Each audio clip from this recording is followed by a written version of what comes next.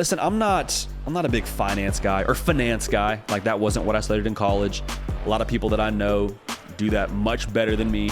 But one thing that I think I do understand and do have a good gauge for is college football stocks, college football teams as stocks. And so the question I want us to unpack together right now is, what teams, what programs would you buy stock in?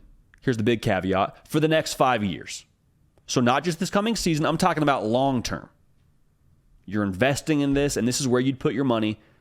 Let's go one for each of the Power 5 conferences. What schools are you investing in? And I start in the SEC because there is a saying that they have that is, it just means more. So we will appeal to that right now. And let's talk about the SEC. The school that I would put stock in, it'd be easy to say Georgia. Quite frankly, that's a pretty expensive stock, and there's not too much analysis that goes into that. You could say Bama, good for you. Nick Saban's the head coach there. I'm going to go ahead and invest in LSU because for LSU, the stock is probably still pretty expensive. I mean, Brian Kelly got him to an SEC title game in his first year as the head coach. But here's where I fall with LSU.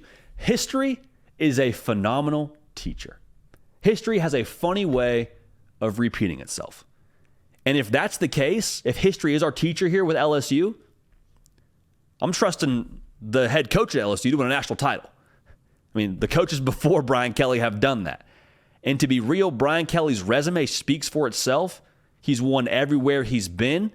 He's proven he can and will recruit, as LSU took to the trail a season ago in 2023 and got a phenomenal class together. Like, Brian Kelly, if he's able to put a fence around the state of Louisiana and get his culture in place in LSU, that thing is going to hum pretty quickly. Like, you've already seen it work in his first year there. I'm telling you, long term, I fully expect him to win a national championship. I'll say that one more time. With Brian Kelly, his track record, how he's going to recruit, how they're going to do things, the history at LSU, the resources, the talent they're surrounded by in the state of Louisiana. It is not a matter of if, in my mind. It is a matter of when for Brian Kelly winning a national title. Now, that's the question I guess we're posing here is, when does that happen? I don't know, but I have a very difficult time believing that he doesn't get it done at some point in time for LSU. So for that reason, I'm probably paying a pretty penny for this, but I'm going to go ahead and make sure I buy stock in LSU over the next 5 years. So that's LSU for you when it comes to who we're buying stock in the SEC. But really quickly, make sure you subscribe right here. We talk college football every single day. We're live on Tuesdays. We're live on Thursdays. Heck, we're on podcast, wherever you get them. Apple, Spotify, you type in the hard count. I promise you we're there. So we appreciate you in advance for locking in with us, and we appreciate you in advance also for liking the video. Thank you so much for that. All right, let's move on along here. Let's talk about the Big Ten. Who are we buying stock in the Big Ten over the next 5 years? Again, it'd be easy to say Ohio State because they've won a lot. It'd be easy to say Michigan. Yeah, great job. They've won the last 2 Big Ten titles. Penn State, yeah, I see that too. We're actually going to try and get a better bargain here than we did in the SEC. I'm going to go ahead and invest in Wisconsin. And when I say I'm investing in Wisconsin, I'm investing in Luke Fickell, man. I would follow Luke Fickell into a dark alley without any hesitation. He has won everywhere he's been. He is pumping new life into that operation from a recruiting perspective, and they're going to have a new age offense with Phil Longo. I say new age relative to what Wisconsin has been, because you think Wisconsin, you think of probably heavy squat numbers. You think of an offensive line that just pummels the opposition. You think of cold weather games, Wisconsin just dominates on the ground, and they are going to still have that old school identity and mentality, I believe. But now you're bringing in Phil Longo's offense, and Phil Longo was previously overseeing Drake May at North Carolina, and that worked out just fine. They're going to be a little bit more wide open. They're going to spread it out. Like, they're going to still throw the football now. They're going to throw the football now at Wisconsin. So new age offense plus old school mentality, I think it breeds balance. And here's the thing about balance. Balance is just hard to game plan for. Like, to be real, if I don't know if you're going to run the football at me with Braylon Allen or whoever the next great Wisconsin running back is, because we all know they're probably going to still recruit great at that running back position going forward at Wisconsin, or if you're going to try and go vertical against me, like as a defensive coordinator, that's just a difficult position to put me in when I'm game planning during the week. So being able to keep teams off balance by having balance offensively for Wisconsin, I'm buying into that. So keep an eye on them, especially as the college football playoff expands. Whether you're picking Wisconsin to eventually be the king of the Big Ten or not, that's not what we're talking about here.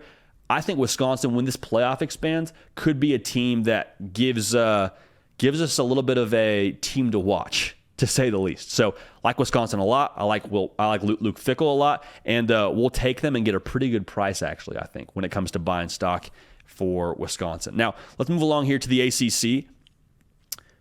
This is the team that I think we're probably getting a really good price on. The Miami Hurricanes are who I'm buying stock in the ACC, and Florida State's too expensive for me. Clemson's too expensive for me. We spent some money on LSU. For Miami, I'm buying Mario Cristobal. Like, this whole thing is contingent upon Mario Cristobal in my mind, because he's also a guy that's won everywhere he's been, was at FIU, was at Oregon, did great things there, and he's a coach who is a dog of a recruiter. Like, he knows what he's looking for, and he goes and makes it a priority to acquire top talent. But also, he's not in Eugene, Oregon anymore. No shade against Eugene, Oregon, but to be in Miami, to be surrounded by some of the top high school talent in the country now, I think that's a pretty good situation for Miami fans. Because to have that much talent around you and to prioritize acquiring talent, like, I'm just saying, I think that's going to be a really exciting thing to watch for the good people in Coral Gables. I think they'll get a lot of the top guys once they get that thing rolling. And I would also say this, he gets Miami. And some of that probably translates to being able to pitch kids on the recruiting trail. Like, Miami didn't have a great year last year. It was his first season as the head coach. They had a top 10 class in 2023. They missed a bowl game and had a top 10 class. That's saying something. That tells you about the efficacy of Mario Cristobal as a recruiter. I think that tells you still about the brand power within the state of Florida. He gets what Miami is, too, when it's rolling. He understands that. He's from Miami. He is Miami. And so for that reason, I think it is truly a matter of time before he gets that thing turned around and headed in the right direction. And I don't think it'll be an enormously long time until he does it. He said it, too, when he was on this show. He's like, I have given every ounce of myself to get Miami football back to where it needs to be.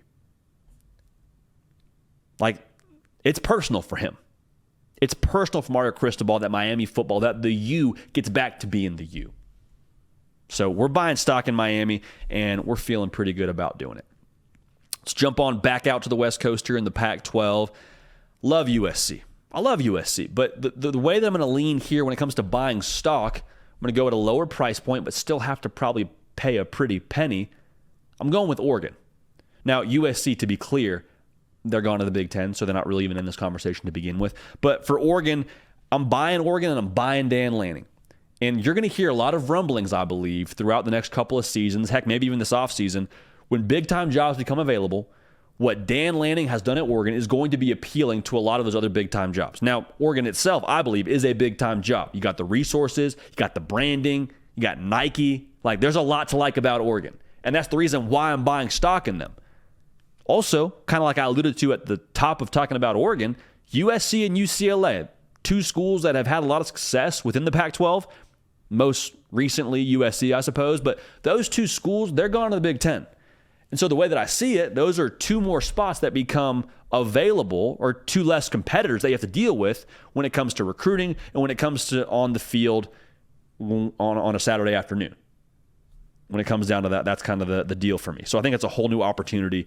And yeah, like I said, the brand, the resources, Dan Lanning, like, I believe in how he recruits. He's going to recruit hard. I'd be surprised if Oregon doesn't have somewhere in the range of a top 10 class when we're sitting here on signing day. Dan Lanning recruits, and he has a national reach, too. We already see it with this 2024 class. He's going to Maryland. He's going to Oklahoma. Like, he's grabbing top talent from places that are all over the country. You need to do that at Oregon by nature of the location of where the school is, and Dan Lanning gets it, and he knows how to do that. So for Oregon, school that I'm investing in, if I were buying stock in a college football team over the next 5 years, I want to talk about the Big 12 last here, and to school that we've talked about probably more than other shows, just to be real. I mean, Texas Tech is the school that I'm investing in for the next 5 years. Joey McGuire is going to crush it when it comes to recruiting at the high school level in the state of Texas. You say, why is that? He was a high school coach in the state of Texas. He's got those relationships. He knows where to go, and he's really good at getting those kids to commit. Like, plain as day. Plain as day. Like, I'd be surprised if Texas Tech isn't, how do I say this? I would be surprised if Texas Tech isn't in the top 2 in the Big 12 conference on signing day with the team recruiting rankings. Like, that's truly how I feel. I think Joey McGuire is pumping life into that operation, and there's no more Oklahoma and there's no more Texas. So if you recruit the state of Texas well, you're going to have a really good chance to make some noise in that conference. So Joey McGuire has waited a long time to be a head coach at the collegiate level and is making the most of it from what I can tell with what he's doing in Lubbock right now. So teams that I'm buying stock in, to recap it for you, in the SEC, we're taking LSU.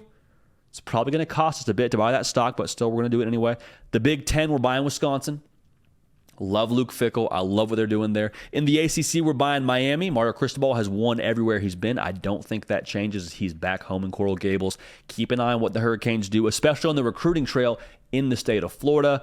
In the Pac-12, Dan Lanning in Oregon. They're making it a point to get out and about and get the top talent. They don't care where they go, and they have the ability to do it because of the branding of Oregon and the resources they have in place there. Lastly, like I was just talking about, Joey McGuire is going to recruit Texas well, and that's something you need to do to win in the Big 12, and kind of just college football in general. Hey, y'all, thanks so much for watching. Subscribe to the channel here to make sure you don't miss an episode of The Hard Count. Also, be sure to check out other videos on the On3 YouTube channel.